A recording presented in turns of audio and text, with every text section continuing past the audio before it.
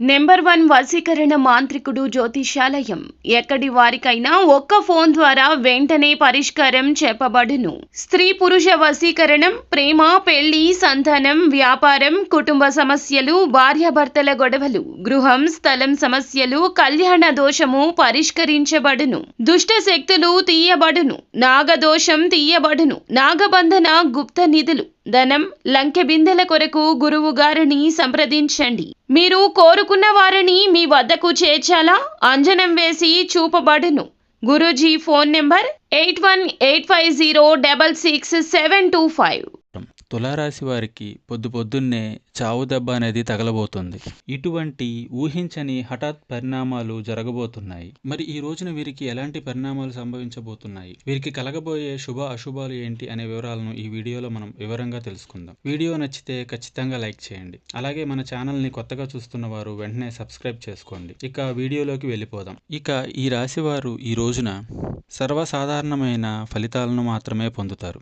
ముఖ్యంగా గ్రహాల యొక్క సంచారం ప్రకారం గురుబలం బాగా తగ్గిపోయిన కారణం చేత మీరు అన్ని విధాలుగా జాగ్రత్తలు పాటించుకోవాల్సిన అవసరం చాలా ఉంది. ఇక ఈ సమయంలో అయిన వారు ఎవరో కానీ వారు ఎవరో తెలుసుకోవడంలో మీరు విఫలమవుతారు. ఇదొక్కటి కాదు, మీరు తెలుసుకోవాల్సిన అంశాలు ఇంకా ఉన్నాయి. ప్రతి అంశం పట్ల ఎంత జాగ్రత్తగా ముందుకు వెళ్తే మీరు అంత సేఫ్గా ఉండగలుగుతారు. మీ యొక్క శత్రువులను మీరు కనిపెట్టలేకపోతారు.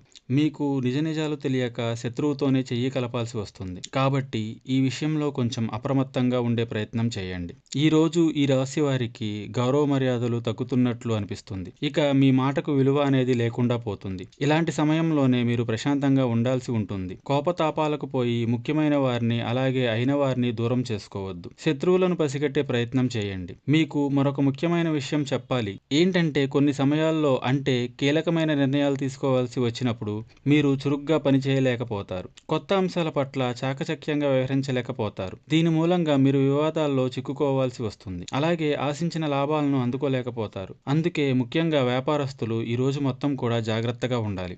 తొందరపాటుతనాన్ని దరిదాపులోకి కూడా రానివ్వకండి. ఏ నిర్ణయం తీసుకోవాల్సి వచ్చినా 1కి 10 సార్లు మీరు ఆలోచించిన తర్వాతే ముందడుగు వేయండి. ఇక కోపావేశాలు అస్సలు పనికిరావు. ఖర్చులు ఎక్కువగానే ఉంటాయి. అయితే ఇవన్నీ కూడా ఉపయోగపడే ఖర్చులే అవుతాయి.